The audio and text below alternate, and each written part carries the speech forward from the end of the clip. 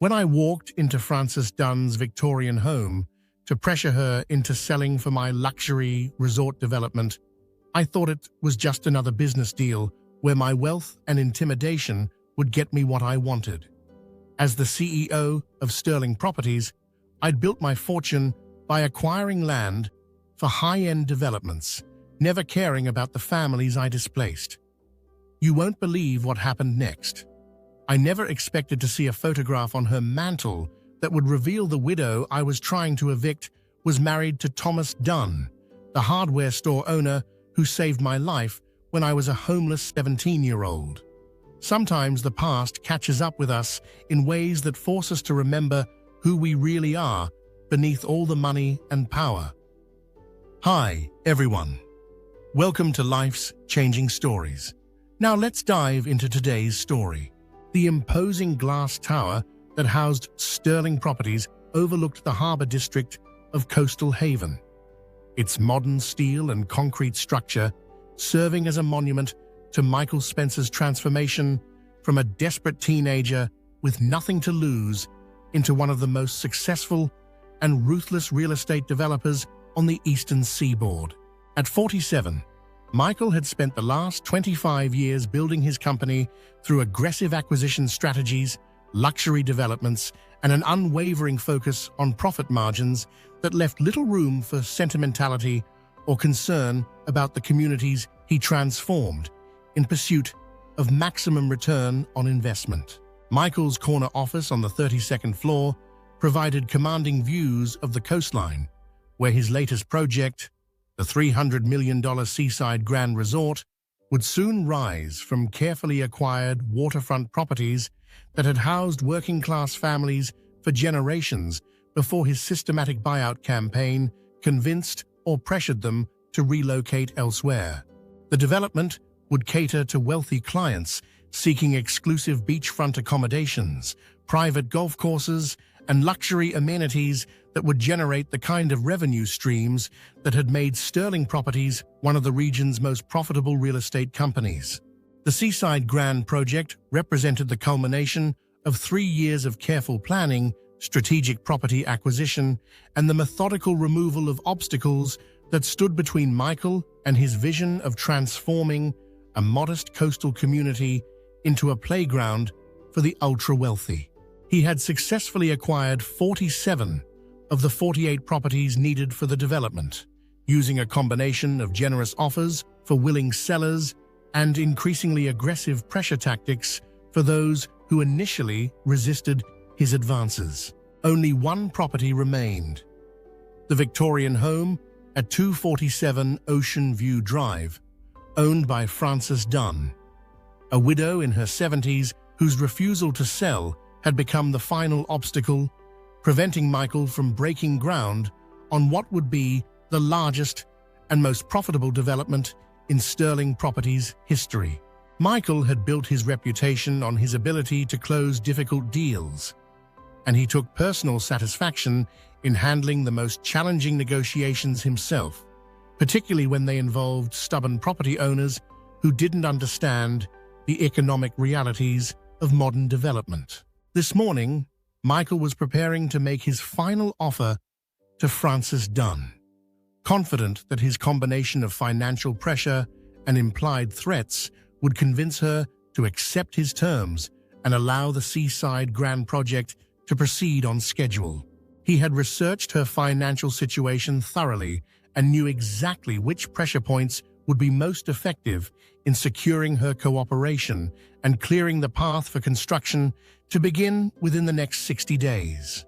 Michael Spencer adjusted his Italian silk tie and checked his Rolex as he prepared to leave his corner office for what he anticipated would be his final meeting with Frances Dunn, the elderly widow whose refusal to sell her family home had become an irritating but ultimately manageable obstacle to his $300 million resort development. At 47, Michael had built Sterling Properties into a real estate empire through his willingness to apply whatever pressure was necessary to secure the properties he needed, whether through generous financial offers or more aggressive tactics that convinced reluctant sellers to accept his terms. Michael prided himself on being a self-made success story who had built his company from nothing through determination, strategic thinking, and an unwavering focus on results that had earned him recognition as one of the region's most successful developers. He enjoyed the challenge of difficult negotiations and took personal satisfaction in closing deals that other developers considered impossible, particularly when they involved sentimental property owners who didn't understand the economic forces shaping modern coastal development. The Francis Dunn situation had become a test of Michael's reputation and his ability to complete the Seaside Grand project on schedule, with investors expecting him to deliver the final property acquisition that would allow construction to begin immediately. Michael had researched Francis's financial situation and discovered that she was struggling with property taxes and maintenance costs on her aging Victorian home, creating vulnerabilities that he could exploit to force a sale, even if she remained emotionally attached to the property.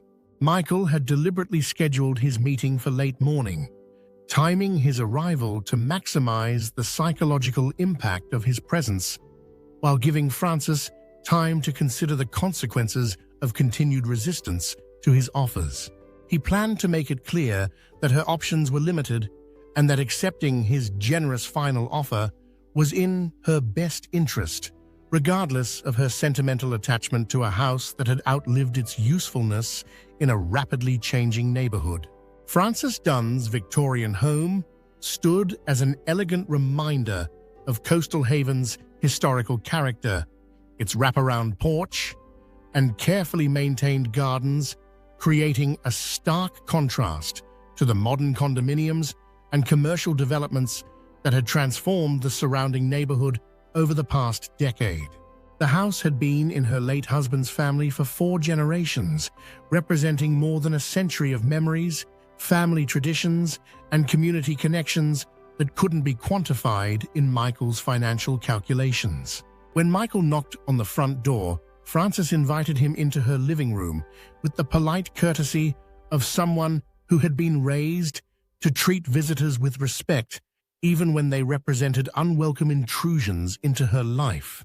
The interior of the house reflected decades of careful maintenance and loving preservation, with antique furniture, family photographs, and personal mementos that told the story of a life well lived and a marriage that had lasted over 50 years.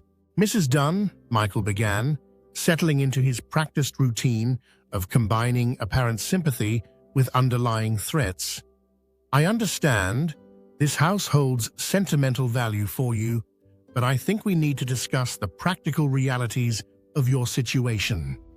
History doesn't pay property taxes, and I know you're facing some financial challenges that my offer could resolve immediately."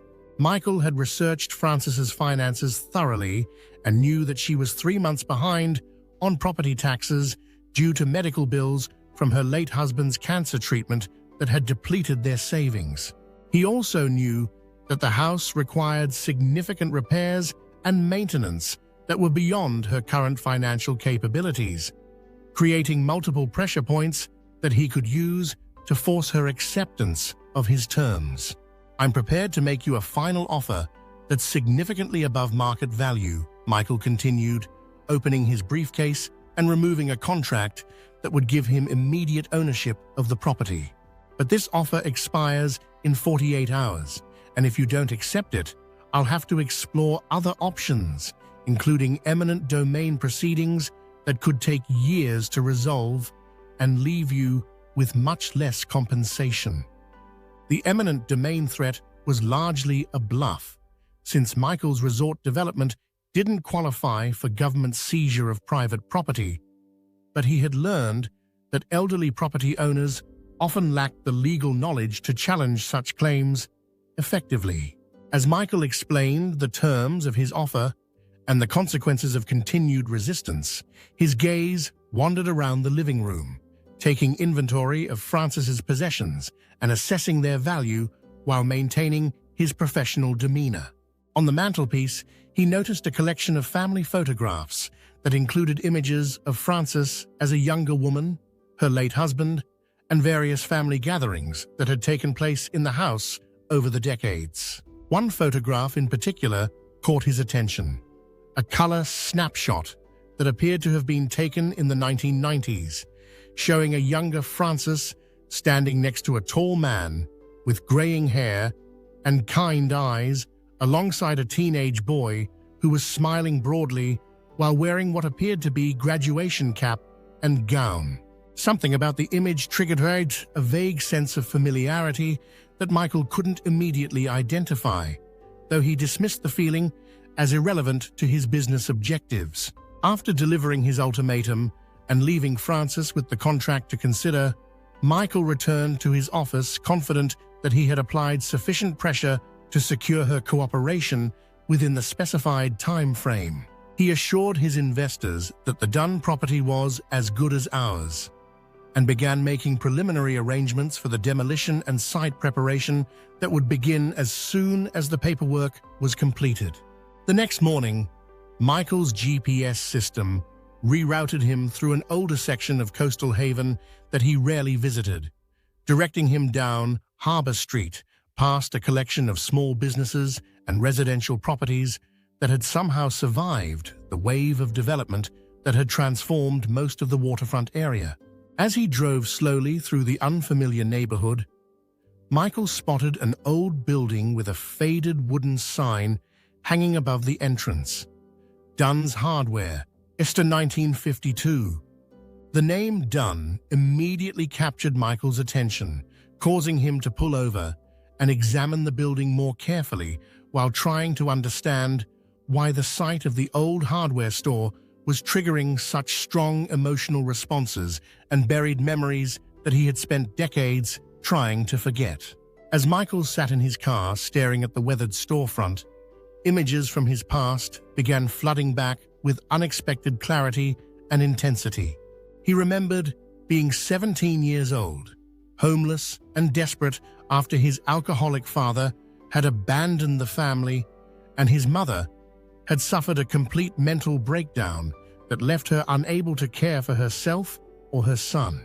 Michael had been sleeping in an alley behind a hardware store, living on scraps from restaurant dumpsters and struggling to survive while attending high school and trying to maintain some semblance of normalcy despite his increasingly desperate circumstances. Thomas Dunn, the owner of the hardware store, had found Michael sleeping behind his building on a cold October night and had offered him not just temporary shelter, but a job, clean work clothes, regular meals, and most importantly, the dignity and respect that had been missing from Michael's life for months. For 6 months, Thomas had been the closest thing to a father figure that Michael had ever known. Patient but firm in his expectations, generous with his time and resources, and committed to helping Michael complete his education and build a foundation for his future. Thomas's philosophy had been simple but profound. Someday, you'll be in a position to help someone else, and that's how we measure real success, not by what we accumulate for ourselves, but by what we give to others who need it most. Michael had left Coastal Haven immediately after receiving his GED, chasing opportunities in larger cities and gradually allowing his ambition and pride to reshape his personal narrative as a completely self-made success story that owed nothing to anyone else's kindness or generosity. He had never kept in touch with Thomas Dunn, never acknowledged the debt he owed to the man who had saved his life when he had nowhere else to turn, and had spent decades building a fortune while forgetting the values and principles that Thomas had tried to teach him. The realization that he was now trying to destroy the home of the man who had once saved him hit Michael with overwhelming force, causing him to cancel his scheduled site visit and return to his office in a state of emotional turmoil that he hadn't experienced since his desperate teenage years. Unable to concentrate on work or maintain his usual professional composure, Michael drove back to Frances Dunn's house that afternoon and asked if he could speak with her privately about matters that went beyond their business relationship. "The man in the photograph on your mantel," Michael said quietly, gesturing toward the family picture that had triggered his memories. "Was that your husband, Thomas?" Frances nodded, studying Michael's face with growing recognition. "He ran the hardware store for over 40 years until his retirement. He believed that business was about more than just making money. It was about being part of a community and helping people when they needed it most. He gave me my first job," Michael admitted, his voice barely audible as he struggled with emotions he had suppressed for decades. "I was the boy sleeping behind his store." Frances's expression immediately softened as recognition dawned in her eyes. "You're the young man from the alley. Thomas talked about you for years, wondering what had happened to you after you left town. He was so proud when you graduated and got your GED." Frances shared stories about Thomas's dedication to helping young people in the community, his belief that everyone deserved a second chance regardless of their circumstances, and how proud he had been of Michael's academic achievement, despite never hearing from him again. She also told Michael about the teenage boy in the photograph, David, their son, who had died in a car accident just after graduating from college, leaving Thomas and Frances to channel their parental love into helping other young people who needed guidance and support. "Why didn't you tell me yesterday who you were?" Michael asked, struggling to understand how Frances had recognized him without revealing their connection. "Would it have mattered?" Frances replied gently. "The Michael Spencer who came to my door yesterday didn't seem like someone who would care about an old connection to a hardware store owner who helped him 30 years ago." Her words cut through Michael's professional facade and forced him to confront the uncomfortable truth about who he had become in his pursuit of wealth and success. He realized that he had transformed into exactly the kind of person Thomas Dunn would have been disappointed in, someone who used his power and resources to harm others rather than help them, someone who had forgotten that true success was measured by generosity rather than accumulation. That night, Michael couldn't sleep as he was haunted by memories of all the families he had displaced over the years, all the communities he had destroyed in pursuit of profit, and the profound irony of his current situation. He had become successful enough to help others, just as Thomas had predicted, but instead of using his position to lift people up, he had spent decades tearing down everything that people like Thomas and Frances valued most. By morning, Michael had made his decision. He would completely redesign the Seaside Grand project to preserve Frances's home and find ways to honor Thomas's memory while still creating a development that could be financially viable. His investors, led by the aggressive venture capitalist Charles Richmond, were furious when Michael announced his intention to modify the project plans and threatened to withdraw their funding from all Sterling Properties developments if he didn't proceed with the original resort design. "This is business, not charity," Richmond declared during an emergency meeting. "You can't let personal feelings interfere with a $300 million project."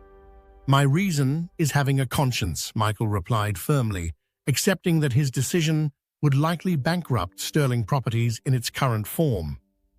But knowing that he could no longer continue operating in ways that Thomas Dunn would have found morally reprehensible.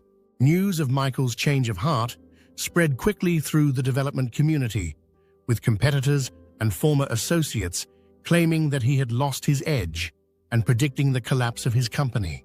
Sterling Properties' stock price plummeted as investors lost confidence in Michael's ability to complete profitable projects without allowing emotional considerations to interfere with business decisions. When Michael returned to Frances's house to tell her that her home was safe and to apologize for the pain he had caused her, she surprised him by presenting a dusty cardboard box that Thomas had left with specific instructions for her to give to Michael if he ever returned to Coastal Haven. Inside the box, Michael found 2 folders that would change his understanding of Thomas's generosity and foresight. The first folder contained a formal loan agreement dated 30 years earlier, itemizing clothes, meals, and kindness, with a symbolic $1 repayment term signed by 17-year-old Michael Spencer and witnessed by Thomas Dunn. The document was Thomas's way of acknowledging that help freely given didn't require repayment, but could be passed forward to others who needed assistance. The second folder contained the deed to a commercial property downtown, an old movie theater building that Thomas had purchased 20 years earlier as an investment, believing that Michael would eventually return to Coastal Haven and might need a foundation for rebuilding his life in a way that honored both his success and his values. Thomas always believed you would do great things, Francis explained, but he worried that success might make you forget where you came from and who helped you along the way. He didn't see kindness as something that needed direct repayment, but he hoped it would inspire you to help others who are facing the same challenges you once faced. The theater property wasn't valuable enough to save Sterling Properties in its current form, but it provided Michael with a foundation for rebuilding his company around principles that Thomas would have approved of and Francis could support. 1 month later, Michael presented a completely revised proposal to the Coastal Haven Planning Commission, outlining a mixed-use development that would honor the community's history while providing economic opportunities for current residents. The old Dunn's Hardware building would be renovated into a vocational training center for disadvantaged youth, teaching construction and trade skills that would prepare them for well-paying careers in the building industry.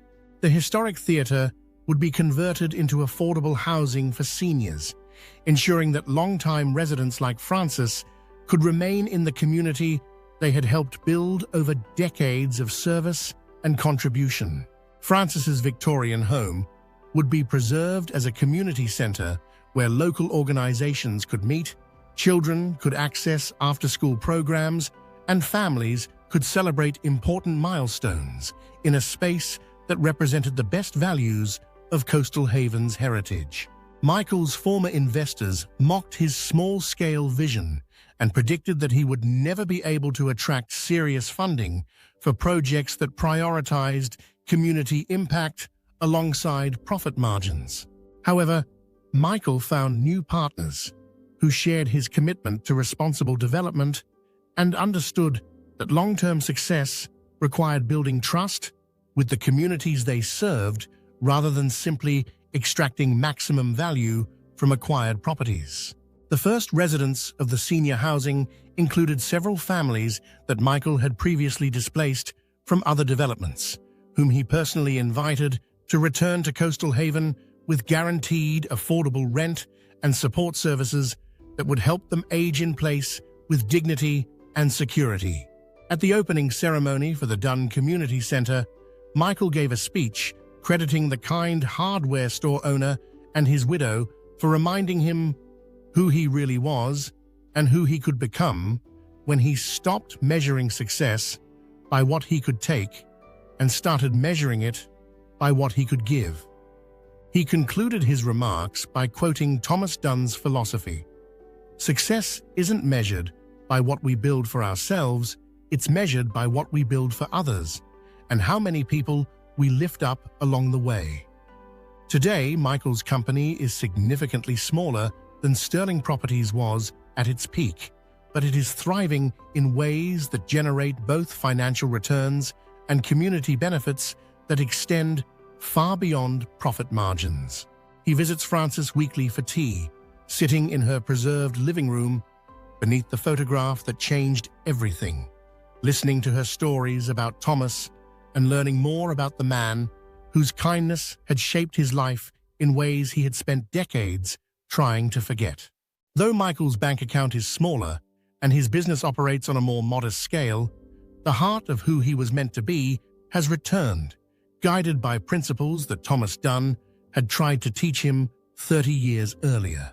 When he sees young people graduate from the vocational training center or help struggling families find affordable housing, he can almost hear Thomas's voice saying, "Someday you'll be in a position to help someone else." That someday had finally arrived, and Michael was determined to spend the rest of his life proving worthy of the second chance he had been given by a hardware store owner who believed that everyone deserved compassion, dignity, and the opportunity to build something meaningful with their lives. We hope you enjoyed today's story of love, life, and betrayal. For more free stories and entertainment from our channel, please hit the like button and don't forget to subscribe with notifications.